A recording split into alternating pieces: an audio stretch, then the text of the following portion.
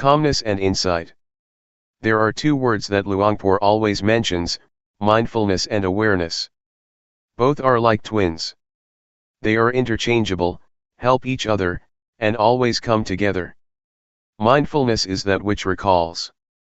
For example, you are moving your hands, but you forget that you are doing it because your mind is distracted. Then, you remember that you should be attentive to your hand movement. That capacity to recall is mindfulness. Mindfulness recalls and brings your mind back to the action of your hands. When your mind is attentive to your hands, or to any activity, you become aware of your body, aware of yourself. This is awareness. Once you are aware of any activity, you know what should be done as far as that activity is concerned. This is clear comprehension, another function of awareness. When you are aware of an object and attentive to it, your mind becomes increasingly collected and composed, thus enhancing concentration. Awareness also gives rise to and strengthens mindfulness. Sometimes, while you are supposed to be aware of your body's movement, your mind becomes distracted. Awareness of your body's movement sometimes helps your mind to recall that you must be mindful of your body, and that's why it can help to bring your mind back. It awakens mindfulness, bringing back the mind. For example, when you are listening to someone's speech, you rub your fingers. You may be distracted by the environment, by your worries or your concerns about something else. Suddenly, you feel the sensation of your fingers, and the sensation helps you to remember that you should be listening to the talk. So, mindfulness becomes function and brings your mind back to the talk, to be attentive to it. This is how awareness helps mindfulness to function, or take place. Mindfulness, awareness, and concentration are closely related. Mindfulness gives rise to awareness, awareness gives rise to concentration, and vice versa. They help each other, enhancing each other. Don't be confused when Luangpor sometimes mentions mindfulness, and a few moments later he mentions awareness or mindfulness and awareness. They are the same. Technically they are not the same, but in practice they work very closely together. Briefly speaking, mindfulness brings the mind back to the activity or meditation object. Once your mind is with the object, you have awareness, you know and you see clearly. With the functions of mindfulness and awareness as I mentioned, two things will occur. The first is calmness. It arises because you are not distracted by thoughts or by external stimulation. Your mind does not wander around because your mind is attentive to, or tied to, the meditation object. Thoughts may arise in your mind, but they are short and do not disturb you much. You may feel hot, you may feel cold, but it does not give rise to anger or upset you, because mindfulness brings you out of the anger or negative qualities, and back to the object of meditation. But, if you do not have an object of meditation, your mind can easily be caught in the anger, that is the result of unpleasant feelings. So, mindfulness and awareness help you to let go or be free from the discontentment. That is why calmness and relaxation are possible for the one who has mindfulness. The second thing that happens when you have mindfulness is wisdom, or clarity of mind. It happens because mindfulness and awareness keep your mind from liking or disliking, from being up or down, from being content or discontent. They keep your mind stable and without bias. If you have preferences, if you are discriminative and like or dislike, you have bias and you cannot see things clearly as they really are. This will not be the case if you have mindfulness. For example, when anger arises, you will not be caught up in it, you will distance yourself from it and see the anger. You do not reject anger, but just see it. You can see how it exists and how it passes away. But, if you get into the anger, you cannot see, and you cannot know the anger. Just as when you are in this hall, you cannot see what this hall looks like, unless you go outside, only then can you see what the Kuan Yin hall looks like. You have to be outside so that you can see clearly what or where it is. How can you be outside the anger if you do not have mindfulness? Mindfulness helps you to be outside the thought and see it as really is. That is why Luangpor always emphasizes that, you have to see. You should know. You should not be lost in any kind of thoughts, be they good or bad, of pleasure or pain, so that you can see and know. Truth will reveal itself. In short, as I mentioned, there are two kinds of results that will take place, calmness and insight, or wisdom. Yet, you should bear in mind that calmness is not the primary aim of this meditation. The primary aim is insight. If you take calmness as the primary objective, it is easy for you to become lost in calmness, and then you cannot even see what it is. Just recognize that calmness is like this, when it manifests itself, and do not be overjoyed with it. Just see that that's the way it is, and then try to maintain your mind to see, to be clear, keep knowing, keep observing. That's all. This is just to make a brief distinction between mindfulness and awareness, and to highlight their main functions as well as how they work together. Practically, they have more functions than what I have just mentioned. July 10, 1997. The point of balance. As you may be aware, Luangpor tries to suggest that you not watch your mind or watch your body closely. There are some justifications for that. In our daily life we tend to do a few things at the same time. You should allow your mind to be aware of your whole body rather than only a particular part of it. Otherwise, you may make mistakes in your activities. For example, when I began my practice, one day, I finished my lunch and had to throw the leftovers into the waste basket. Since I did not know how to practice properly, I forced my mind to concentrate only on my feet, while I was walking to the waste basket. When I arrived at the basket, I threw the leftovers into the basket, and forgot that not only the leftovers but the fork and spoon were also thrown away. Why? Because I concentrated too much on my feet. I did not allow my mind to be aware of my whole body, to be aware of the act of holding the plate with the leftovers and the fork and spoon. If you force your mind to concentrate only on one part of your body, you limit your awareness to that part and forget the rest. There is another story of a practitioner, who wanted to concentrate on every act of her movement in detail. Before she went to the office she had to get dressed. She concentrated on her act of dressing very consciously and very intensely. When she took the shirt, she concentrated on it. While wearing the shirt, she also concentrated on every movement of the wearing. The same applied to putting on her trousers, her socks, and her shoes. When she went to work, it took more than an hour for her to realize that she forgot to zip her trousers. It's okay if you walk with too much concentration in a walking meditation, it's not much of a problem because you only have one act. Yet in reality, you have many acts at the same time. You walk and you hold something in your hands. When you drive a car, you have to look at the road, and control the steering and the speed with your hands and legs. These require your total awareness. Focusing your mind on only one particular part of your body will cause problems. I have spoken only of the physical aspect or the aspect of the body activities so far. This principle also applies to the mental aspect. If you force your mind to watch your mind closely, you tend to block your thoughts. When there is no thought, you do not learn how to let go of it. You should allow thoughts to arise, so that you learn how to let go of the thoughts or emotions. If you block your mind, the thoughts cannot arise, and then you do not know how to let go of them when they do arise.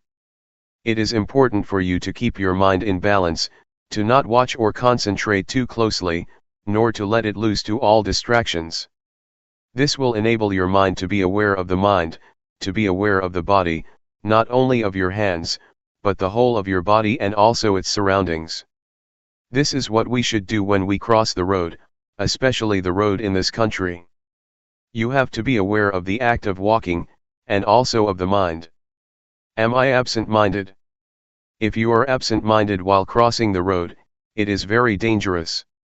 You also need to be aware of your surrounding of the car that is coming. So, you have to be aware of three aspects: body, mind, and your surroundings. One can achieve this only if he keeps his mind in the point of balance, neither watching too closely the mind, nor concentrating merely on the body. For the beginners, do not be confused with what I said. Be aware of your body first. Do not pay much attention to the mind or to the thoughts because you have to go step by step. You may be aware of your surrounding at the same time, of the noise or whatever, just be aware with mindfulness. Do not be disturbed by the noise or by visitors that come to talk to you. Just see them as they really are, accept them as that's the way it is. That's all. This is what Luangpor Teean instructed Luangpor Teean 30 years ago. Because Luangpor Teean, at that time, was very good at concentrating his mind on the breath only, and would cut himself off from his surroundings or any kind of thoughts, because he watched closely only the mind. Once, when he was practicing in a closed room with closed windows and a closed door, Luangpor Teean came to interview him. Luangpor Teean did not go into the room but, standing outside the hut, asked, "What are you doing?" Luangpor Teean said, "I am practicing meditation." So Luangpor Teean asked, "Can you see me?" Luangpor Teean replied, "No, I cannot see you." Luangpor Teean then asked, "What does it take for you to see me?" Luangpor Teean replied, "I have to open the door first." So Luangpor Teean asked him to open the door. At once, he opened the door. Standing at the threshold, Luangpor Teean asked, "Now, do you see me?" Luangpor Teean replied, "Yes, now I see you." "Can you see inside the room?" Luangpor Teean replied, "Yes, I can see inside." "So, now you see both outside and inside, do you not?" Luangpor Teean said, "Yes, I can see both." Luangpor Teean said, "You should practice like this, do not focus your mind only on the inside. In other words, do not turn inward, but be aware of both the outward and the inward, that is the point of balance." So, Luangpor Teean suggested Luangpor Teean not block his mind or turn his mind inwardly, but allow his mind to be aware of the outside and of the whole of himself. This is how this practice is different from many other methods. Many methods try to block your mind. You can achieve concentration very easily with those methods. Yet, once you get out of the practice, your mind can easily be disturbed by thoughts, because you have not trained yourself in how to deal with them. Since the thoughts have been blocked, you have had no chance to be aware of them and thus learn to let go of them. This is how it is different. I just explained the reason behind Luangpor's suggestions. Why not watch closely so that you can develop total awareness during your practice, and apply total awareness during your daily life. July 10, 1997. Reconciliation. There are two fundamentals of practice. The first is to practice with relaxation. The second is to take it seriously. These two fundamentals are very important for the practice. The point is how you can reconcile them. When I first practiced, I felt it very difficult. I felt confused when Luangpor Teean said, "Be at ease, but take it seriously." He always stressed these words. Literally, he said, in Thai, "Do it playfully, but seriously." To do it playfully means that you have to be at ease when you practice, and to be at ease at the present moment.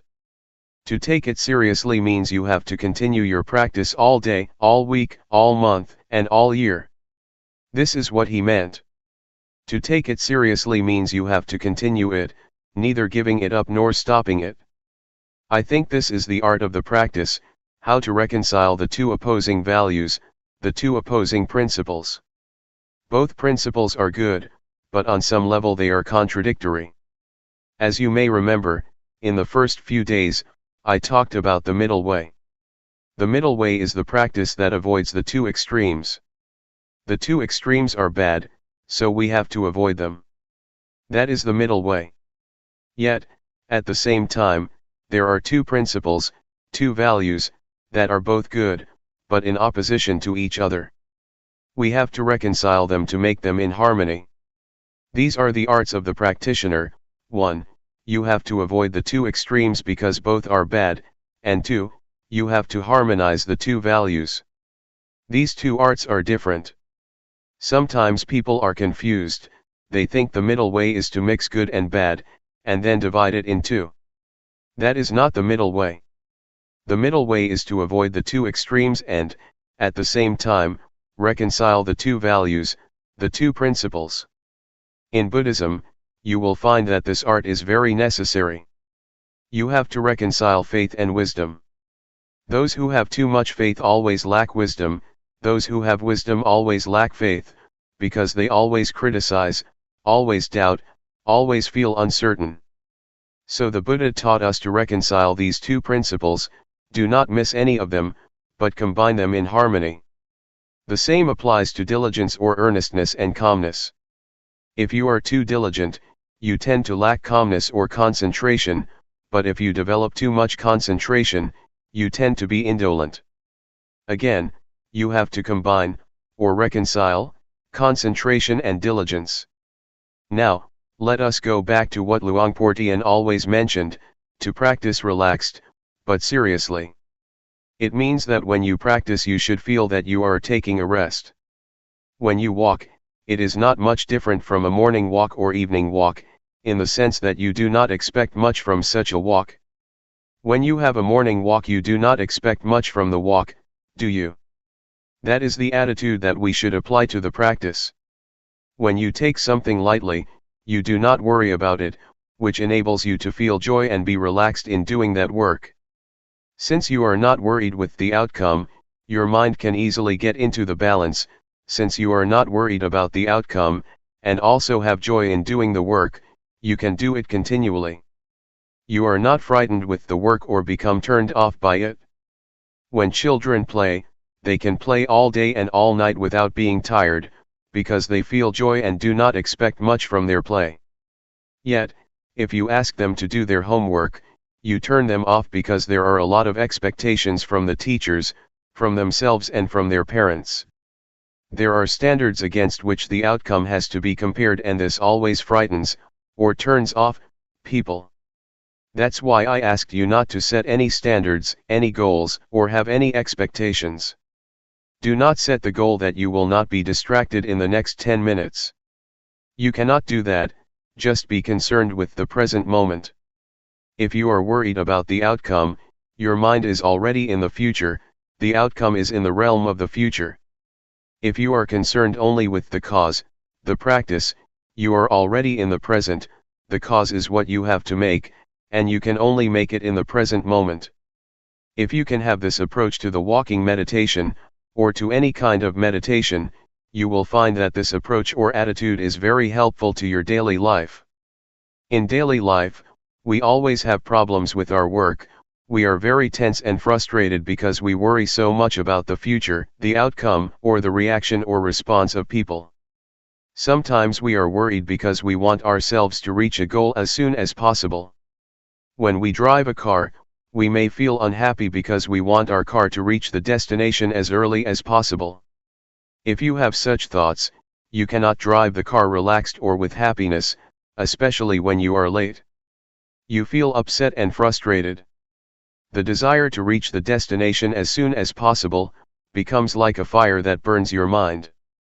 Remind yourself to pay attention to the present moment. It does not help at all if I am worried about being late, because it does not make me reach the destination faster or sooner than if I am not worried. The worry itself does not help, it does not change the situation. What you should be concerned about is trying to driving the car properly and as best as you can, because this is the only way that you can arrive at the destination without delay. So in real life you have to be at the present moment, and not allow the mind to be occupied by expectations or by the future. The attitude that causes suffering to a lot of people, especially people of today, is the expectation of getting the result or reaching the destination as soon as possible. When I write a book, if I think that it will take one more year or one more month to finish the job, I feel worried, because it's still a long time and I am tired already. Yet, if I bring my mind back to the work that I am doing at the moment, I feel less worried, and concentration takes place easily, because being at the present moment brings you calmness and concentration, and can enable you to continue your work without much problem. I think we have to learn how to do work without pushing or driving us at the same time. Just do whatever has to be done. If you do it continually, it is certain that work will produce results. My friend, a Zen monk, spoke about his master. Some of you may have heard of him, Shunryu Suzuki. Shunryu Suzuki is the author of Zen Mind, Beginner's Mind. He has a center in San Francisco. When he started the temple in San Francisco 30 years ago, he had to do everything with his own hands. One of his big jobs was to prepare the garden. A Zen garden is composed of rocks, a lot of big rocks. Shunryu Suzuki is not a big person. He is just like Luangpor, but thinner. All day, he had to carry the heavy rocks to his garden and arrange them. His young Western disciple wanted to help, but after a few hours, he was tired. "Oh, I can no longer do this." He asked Suzuki, his master, "How could you do this all day?" Suzuki said, "I take a rest all day." When he lifted the rock, he just lifted it without much expectation that he had to carry 20 or 30 rocks a day.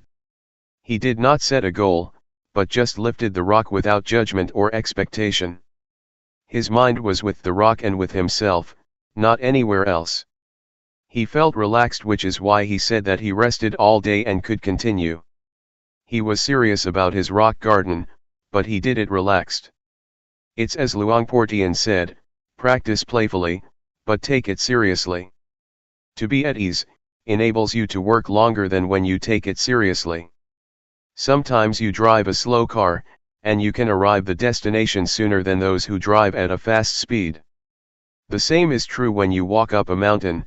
Those who do not know how to climb a mountain start climbing fast, and end up reaching the top later than those who walk slower. The meditation master or the hill tribe people just walk slowly, relaxed all the time, relaxed every step, and they reach the top before those who are serious or walk hastily. The practice is the same. Just walk, as you walk, simply walk, and take a rest every step.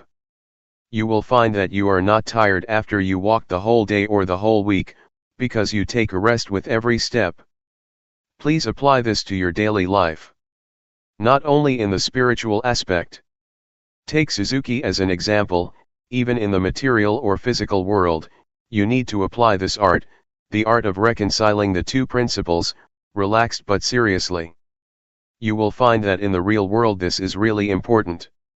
Individualism and responsibility to the community are the two principles you have to reconcile. In this country, they stress only individualism, and you have a lot of crime, a lot of drug addiction, etc., because people have lost the sense of communal responsibility.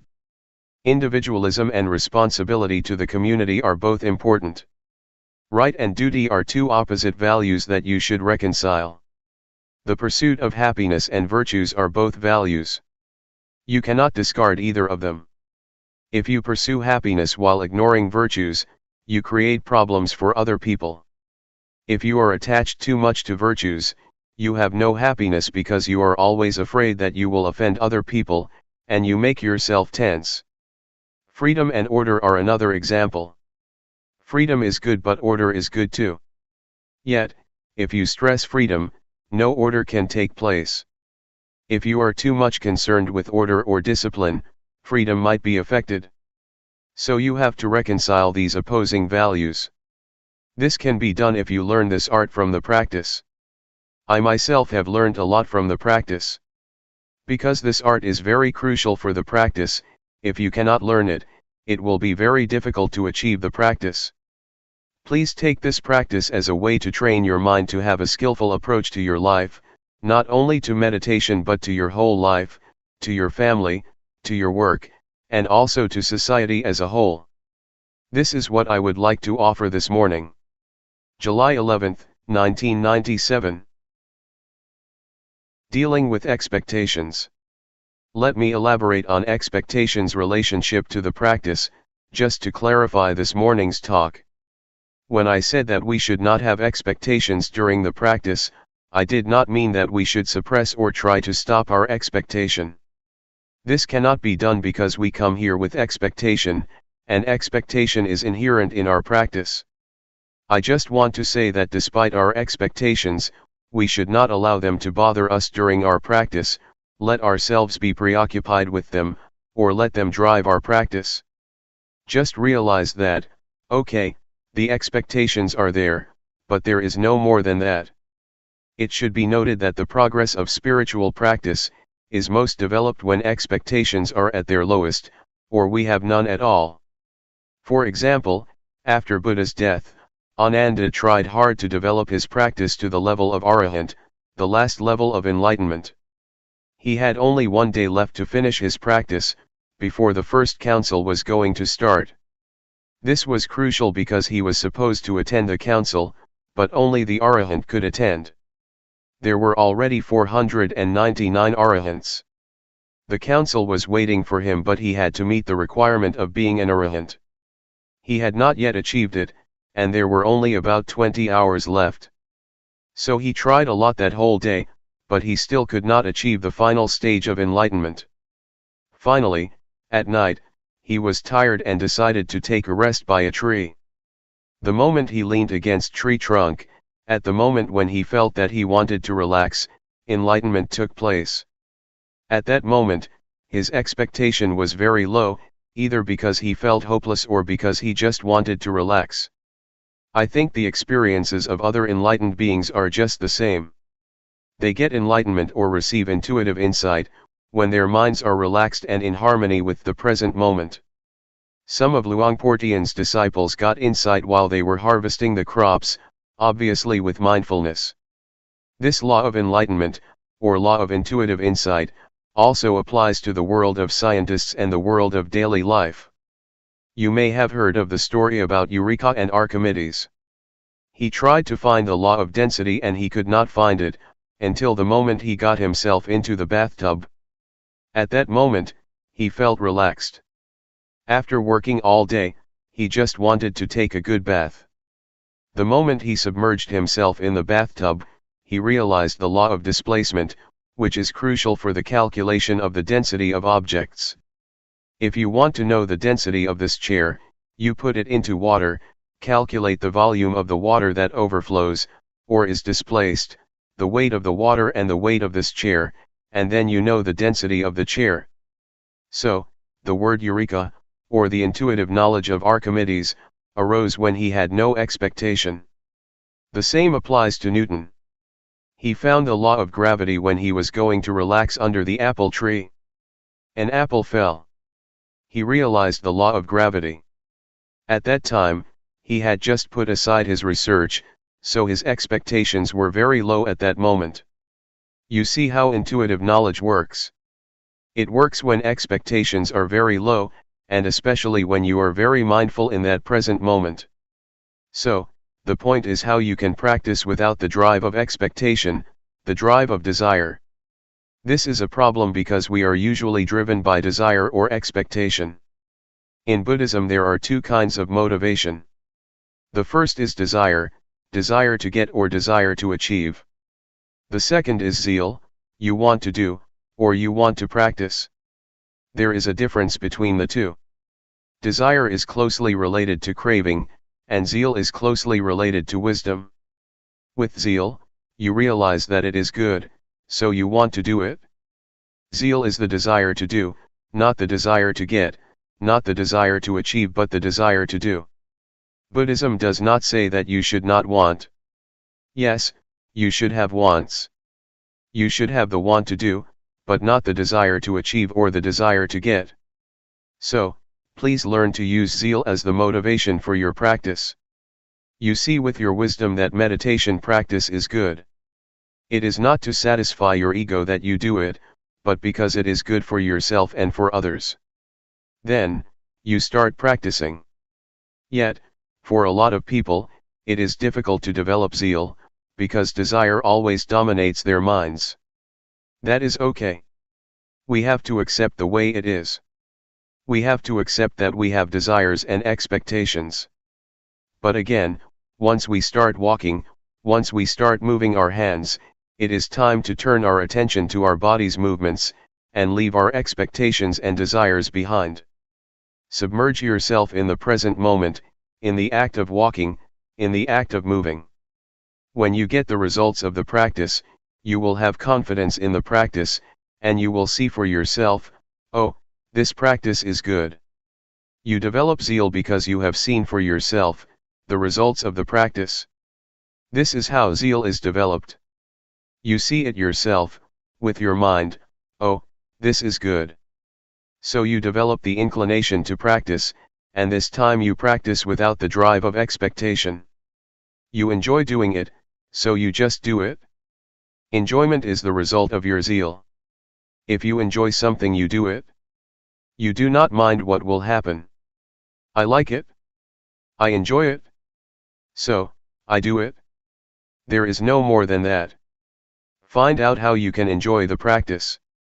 The more you enjoy it, the more you will practice it relaxed and at ease, and the more you will get results.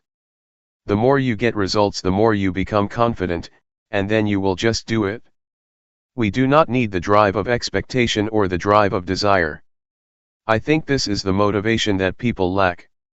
We are taught that only desire can drive people to do things. Actually, there is another motivation that can get us to work.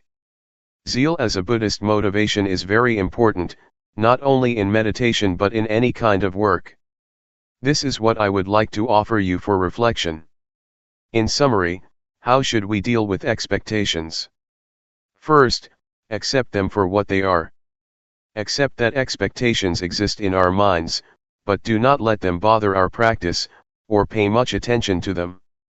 Just be at the present moment with the work you are going to do, and do not allow yourself to be driven by expectations. Try to develop the other kind of motivation, zeal.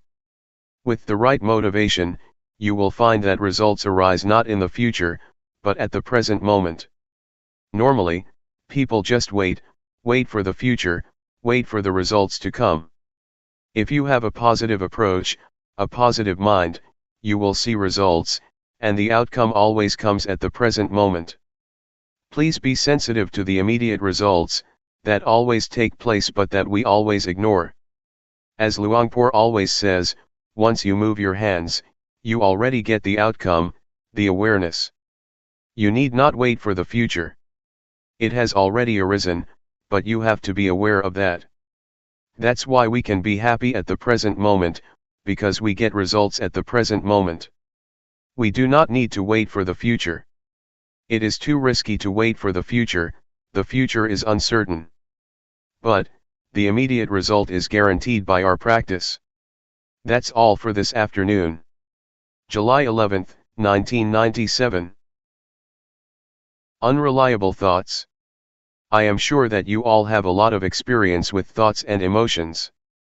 Some of you may be able to see the thoughts themselves.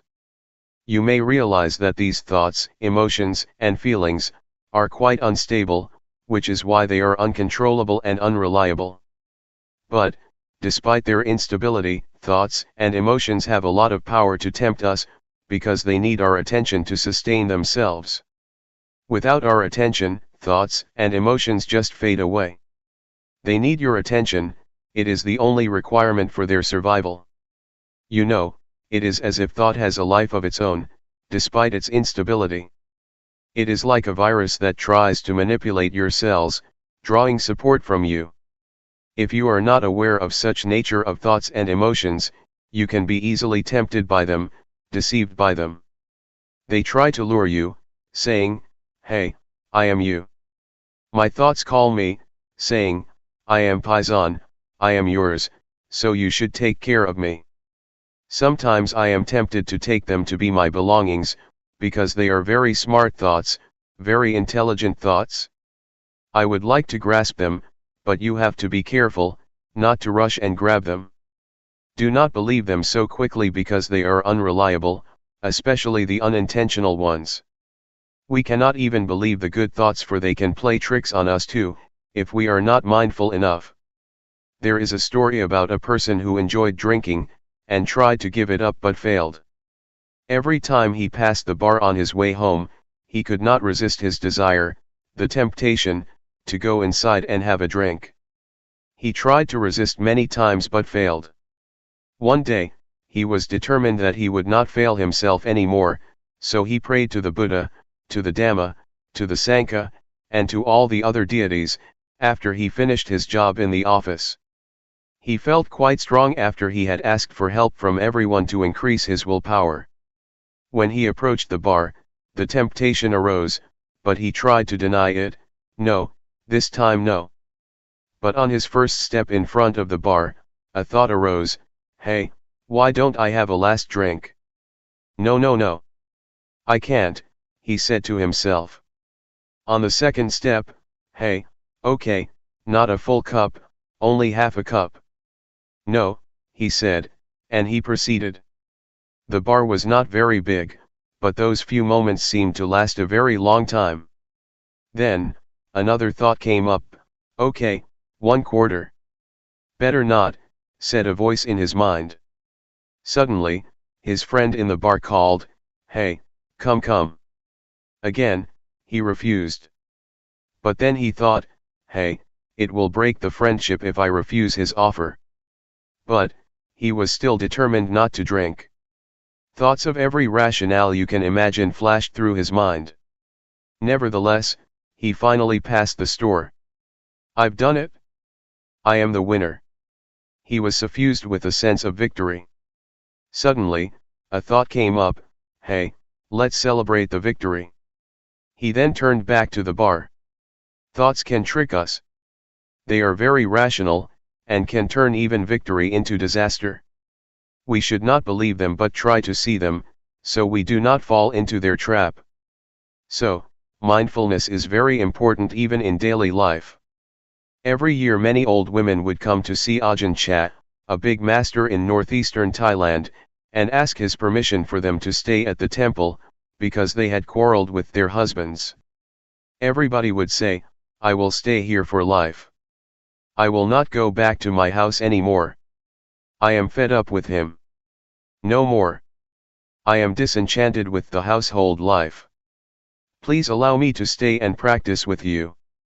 A few days later, the husbands would come, visit them, and ask them to go home. The women who had been determined to stay in the temple for life, would change their minds after a small chat and decide to go home. Even strong, powerful, and quite determined thoughts can disappear, or wear out, after a few days passed.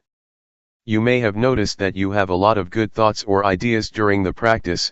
I want to do this, I want to do that, after I go home I will do this, I will do that. But if you do not jump into that thought or idea, and just see it and ignore it, after a few hours or a few days, you will find that that thought becomes weak and is not as interesting anymore. When you have a beautiful or great idea, you need to remind yourself, it is not sure. This is the third mantra I will give you. Do you remember the first two mantras? Never mind and, that's the way it is. Now, the third one, it is not sure, or is that so? If you reach some conclusion about someone, like, this guy is very bad, this guy is unfaithful to me, this guy is deceiving me, or this guy is very good, he is very generous, you should say the mantra to yourself, is that so, or that is not sure. If it is a real thought, a real judgment and the right conclusion, it will last. Otherwise, it will waver and weaken. So try to see thoughts as they really are, unstable, uncontrollable, and unreliable. Unless they are born out of wisdom or mindfulness, they are completely unreliable. This is just the first step of insight into the nature of thoughts. During the practice, you may reach this understanding, and later you will see the deeper characteristics of thoughts and emotions. Luangpor repeats many times, they are impermanent. They are unsatisfactory. They are not self. Even happiness, pleasant feelings, or the bliss from meditation, are ultimately unsatisfactory. After you have been absorbed by joy for a while, you will feel that it is not enough. You want more. If you attain the first absorption, in the first few days, you feel very happy. Later, you find that you want more. You want the second absorption. You want more and more, because your level of happiness has increased. You need more happiness to satisfy your new higher standards and expectations. It will never end. But if you are mindful enough, and do not fall into the trap of happiness or pleasant feelings, you will feel content. You will have contentment. You will know what self-contentment, modesty, and moderation mean. Moderation is possible only for those who have mindfulness. Otherwise, you just need more, and it will never end. This is about unsatisfactory. The last characteristic is selflessness or no self, which is very important. You may be able to understand this, when you see that the thoughts you have are not really yours. If you are mindful enough, you will see that this is not my thought, this is not my emotion. But without mindfulness, you tend to grasp it, taking it as your own. We are likely to take it to be me, to be mine. This is mine, this belongs to myself. This thought is my thought. If you disagree with my thought, you disagree with me. You take it personally. A lot of problems arise because of such disputes. When your friend disagrees with an idea which you take to be yours, to be yourself, you tend to be angry. Since you feel that he or she is questioning you. But, if you take this idea as just an idea presented by you without attachment to it, it does not matter at all if your friend disagrees with your idea. With your practice, you keep being aware of the thought, you see it come and go, arise and cease, occur and pass away. If you try to grasp or maintain beautiful feelings or pleasant emotions, they will resist your attempt. You will realize that they are uncontrollable and not yours. They cannot be yours. If you have this insight, you will understand why we cannot and should not believe our thoughts, because they just come and go, they have no self. This is what Luangpor tries to instruct you, but you do not need to rush or try to have such insight. If you repeatedly take notice of your thoughts, if you know them and are aware of them, the insight will come by itself. The nature or the characteristic of thoughts and emotions, or all mental states, will be apparent to you. That's why Luangpor says, the truth will reveal itself. Our job is to obtain or sustain awareness. So just stay aware and the process will lead you to the truth. That's all for this morning. July 12, 1997. Meditators for Friends. According to the Buddha, there are 4 very good friends who help each other and also are very helpful to us: mindfulness, sati, awareness, sampajanya, concentration, samadhi, and wisdom, panya. If you are skillful, you can use these 4 friends, or these 4 virtues, to handle a disturbed mind or distracted thoughts. You have already been introduced to mindfulness and awareness, and know how to deal with distracted thoughts, that is to be aware and mindful of these thoughts or emotions. Once these thoughts are recognized by our awareness, they just fade away. It is as if you come face to face with a burglar about to steal something from your house. You see him and he becomes frightened and disappears. Or, it is like a dog. Suppose we visit a friend's house, and his dog is barking and going to bite us. If we just call out the name of the dog, it will stop. This is how mindfulness and awareness work together, to keep you from being attacked or hurt by distracted thoughts. Yet, sometimes the burglar is very big and you are very small. You saw him face to face but he just knocked you down. So if the thoughts are very powerful and your mindfulness is still weak, it is not appropriate for your mindfulness to face such powerful thoughts. It is better for you to turn your back on these thoughts. Just ignore them. This will be helpful for beginners. That's why Luangpor suggests that in the beginning stage you just be aware of your body, and do not pay much attention to your thoughts. Ignore all thoughts, feelings, and emotions, and just pay attention to your body. In some situations, concentration may be necessary for us to handle powerful thoughts or emotions. Concentration, in this case, means fixing our mind on something that can turn our attention from distracted thoughts. Normally, object of concentration we prefer is that which is attractive to our mind. For example, if you get angry and want to get rid of the anger, you may find it easy to turn your mind or your attention from anger to music, toys, or whatever gives you pleasure. If you are attentive enough to the object that you have chosen to be attentive to, a few minutes or a few hours later, you will find that the anger has disappeared.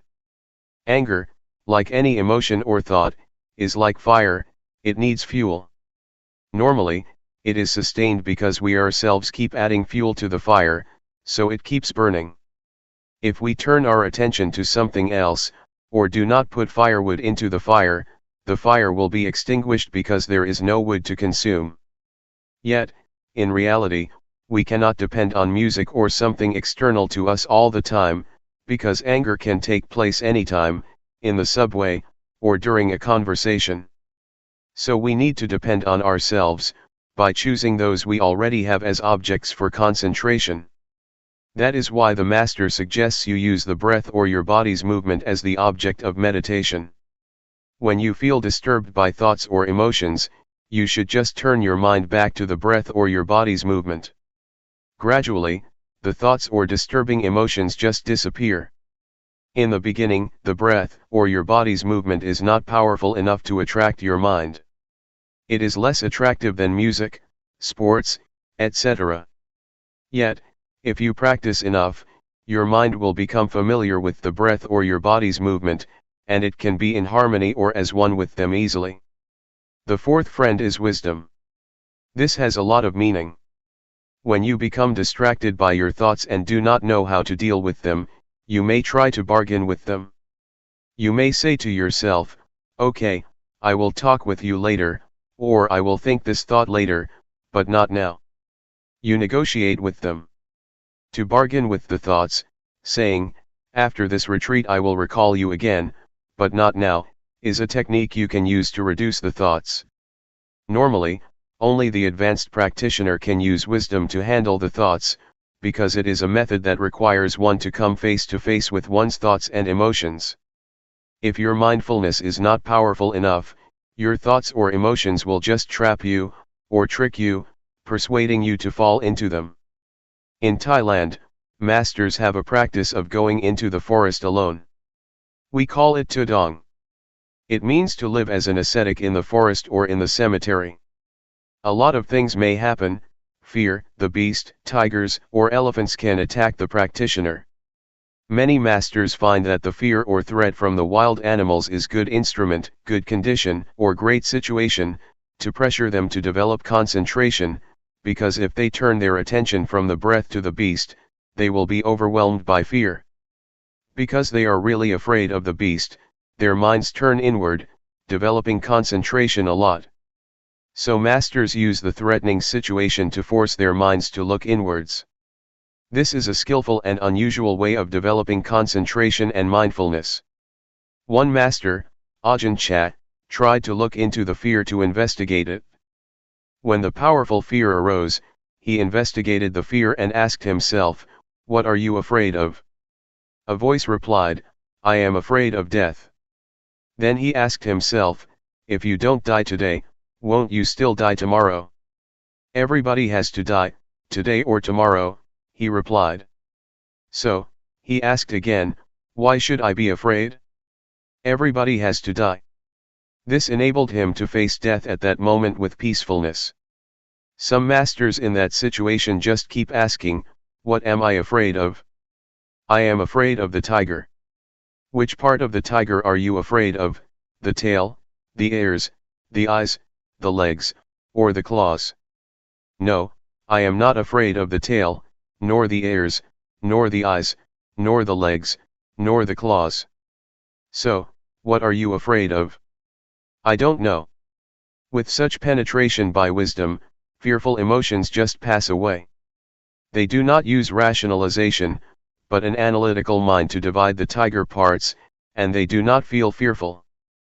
But as Luangpor says, if you have insights into body and mind, into the nature of body and mind, into the temporary state of body and mind, such insights will enable you to go through all problems, distraction, and negative emotions very easily. With a flash of insight, you can go right through them, you have no need of questions and answers. If you understand that these mental states are impermanent, unsatisfactory, and not self, the thoughts are there but they are not me, they are not mine, you become detached from them and they lose the power to tempt you. This is how wisdom works to solve problems. This is just a summary of how to use the different means of dealing with the enemies of the mind. We are like warriors, we need to know many kinds of weapons to deal with our enemies. If you only know one weapon, it is not enough to handle different kinds of problems. In fact, a sense of humor can help you too. If you take any given thought too seriously, you will get into trouble, but if you make fun of it or have a sense of humor, you feel more light-hearted. You can laugh at it, as Luangpor always says, laugh at your thoughts and tell yourself not to be crazy with them. That is also helpful. For example, when you are disturbed by the noise of building construction, visualize the face of the man who is doing the job. Oh, what a poor man! We will have no hostility toward him, but rather pity him. Please learn how to use various techniques, or virtues, for your own benefit, for your own spiritual practice. Nevertheless, I am not much worried about the problems that we face, because when we have problems, we tend to be careful. It is when we are happy that we tend to be careless, and drop our guards like the alcoholic man in the story that I told you earlier. He was very careful when he walked past the bar, which is why a lot of temptations could not persuade him to drink. But when he passed the store, he became proud. Oh, I am the victor. I am the winner. At that moment, he became less careful, and the desire to drink tricked him, convincing him to go back to the bar. Please be careful when you achieve some level of spiritual success, when you have insight, or when you attain the well-developed mindfulness. At that moment, you have to be very careful. There is a story that in China, during a talk like this in a temple, there was an earthquake. All the disciples ran away, but the master stayed still in his place, showing no sign of fear. The next day, after the chanting and the Dhamma talk, there was question and answer session. One student asked, "What is mindfulness?" The master replied, "Mindfulness is the ability to be calm in time of danger. For example, did you see me? When there was an earthquake, I could stay still and drink water without showing any signs of fear. Did you see me tremble? No." One student answered, "You did not drink water. You drank soy sauce." So, please be very careful with pride and conceit. They are very dangerous. Conceit is the last obstacle that only the Arahant can get rid of. Be careful. July 12, 1997. Meditation in action. Meditation enables us to be with ourselves, to see ourselves speaks, sometimes silently, sometimes loudly, sometimes frustratedly, and sometimes happily. You can see how silent or how loud your mind is. We need time to converse with ourselves, to see ourselves, because most of the time our attention is turned to our surroundings, to television, to books, to work, or to our families. We do not have much time to be with ourselves, despite the fact that we should be our best friends. The practice of meditation is the way to make yourself your own best friend, as much as it can be. There is another kind of friend, a bad friend, the friend who seems to agree with us all the time, who spoils us without ever resisting or disagreeing with us. This is not a good friend. A good friend is a friend that keeps reminding you of the proper way of living, who keeps reminding you not to be lost in yourself. Mindfulness works like that. It keeps calling your mind not to be spoiled, not to indulge in your thoughts, be they good thoughts or bad thoughts. Those who have mindfulness will be aware of this. You can observe for yourself how long you have already spoiled your mind. You let it be distracted all the time, you never try to call it back to its proper place. You just follow it, and support it. When your mind gets angry, you follow the anger. When your mind is frustrated, you let it dwell on its frustration. You never recall your mind. Sometimes you may try, but you never have enough strength to call it back. Hey, come back. You are indulging in anger. You are lost in anxiety or suffering. Come back. Now, with mindfulness, you will be able to be a good friend to yourself. You will be able to call your mind back to its proper place, to the present moment, to the present activity. We are not going to spoil our minds anymore. We will be able to turn our attention to the place where it can experience non-suffering, be beyond suffering. You may call it happiness, if you like. But if you have insight, you will know that happiness is also a kind of suffering. Suffering is like the head of the snake, happiness is like the tail of the snake. When you touch the tail of the snake, it does not bite you instantly, but later, the snake will turn around and bite you. That is why we should go beyond happiness and suffering, a state that can be achieved with mindfulness. Now, we are able to be our best friend, a noble friend, Kalyanamitta. Kalyanamitta means noble friend. It is like this with weeds too. Weeds are undesirable in some respects, but if you arrange them properly and skillfully, they can live peacefully with the flowers, and become part of a beautiful garden. Weeds are not useless all the time, in some situations they are very beneficial. They become herbs or decorative plants in the garden. Learn how to arrange the ugliness or the undesirable qualities in your life properly and skillfully, so they can be transformed from harmful to beneficial properties. Anger can be transformed, anxiety can be transformed, jealousy can be transformed, hatred can be transformed, but these transformations are not possible, if you do not know how to come to terms with them.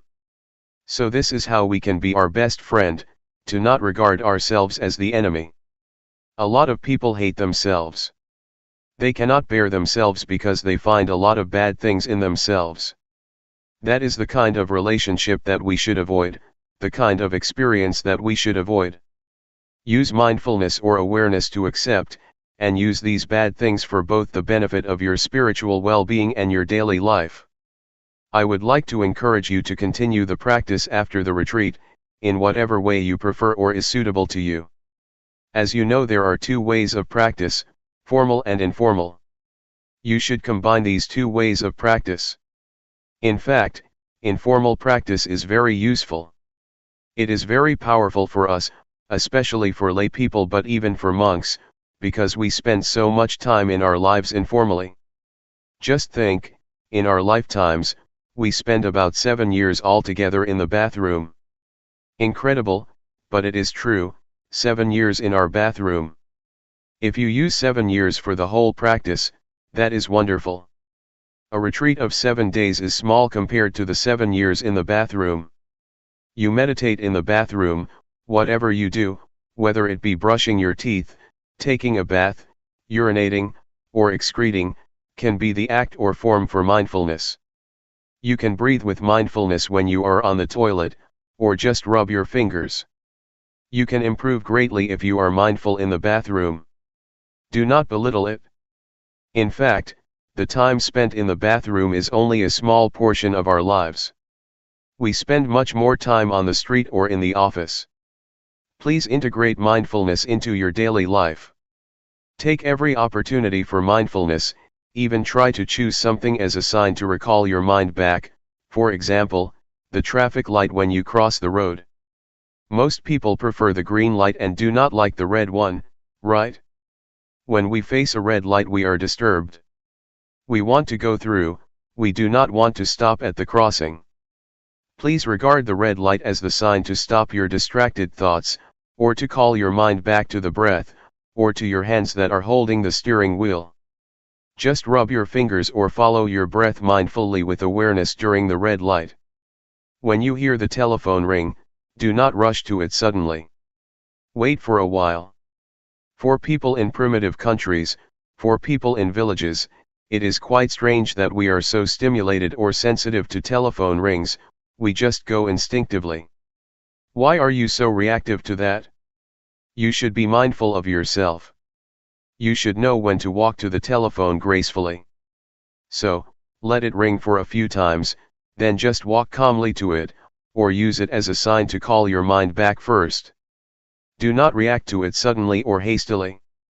So you can choose many events in the chaos of your daily life as instruments for your mindfulness, be they noises, sights, odors, or sounds.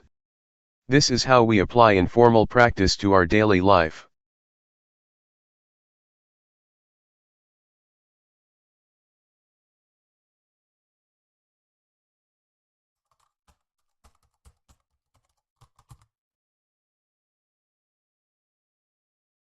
May all beings be at ease, whatever living beings there may be, whether they are weak or strong, omitting none, the great or the mighty, medium, short or small, the seen and the unseen, those living near and far away, those born and to be born. May all beings be